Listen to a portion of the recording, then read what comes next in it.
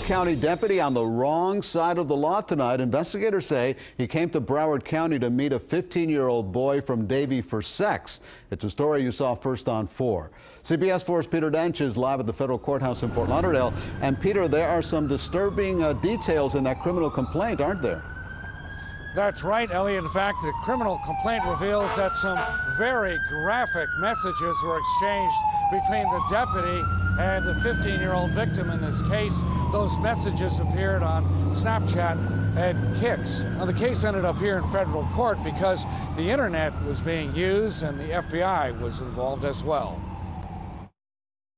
22-year-old Matthew Bondi has been enforcing the law in Pasco County for nearly 9 months as a new sheriff's deputy. Now the former Deerfield Beach resident is behind bars in Broward. He's accused of using the internet to entice a 15-year-old boy to have sex and exchanging very graphic messages as detailed in this federal complaint. The boy's parents turned the case over to Davie police, and an undercover detective then started posing as a victim during messages with Bondi. Sources tell us Bondi traveled to Davie, where the victim lives. The arrest affidavit says he was in touch with the victim between June 5th and this past Tuesday. The federal complaint says the undercover detective told Bondi several times that he was 15 years old, and Bondi said he wanted to take him to a hotel and have sex. Bondi told a federal judge at a magistrate's hearing that he had no more than $2,000 in a bank account, earned $3,000 a month as a deputy, and needed a public defender. After the hearing, his mother and father declined to say anything.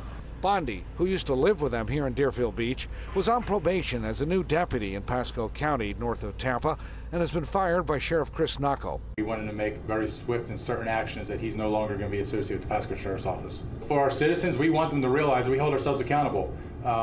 There's a perception out there that law enforcement holds itself differently than anybody else, and that's not true. We hold ourselves more accountable than anybody else ever will. Our people are probably extremely angry at it now, and they're probably thinking to themselves, I can't believe this individual did this, and then they're angry for the fact that he wore our uniform, he was part of our team, and he disgraced our team such as this. Sheriff Nacco said his department did a thorough background check on Bondi before hiring him. Nacco is urging anyone who's had problems or unusual contacts with Bondi to call his department. The Internet Crimes Against Children Task Force was also involved in this operation. Bondi faces a federal detention hearing at 1 p.m. on Friday. According to the criminal complaint, he told police he screwed up. We're live at the federal courthouse in Fort Lauderdale. Peter Dench, CBS 4 News. Elliot? Peter, thank you. A school psychologist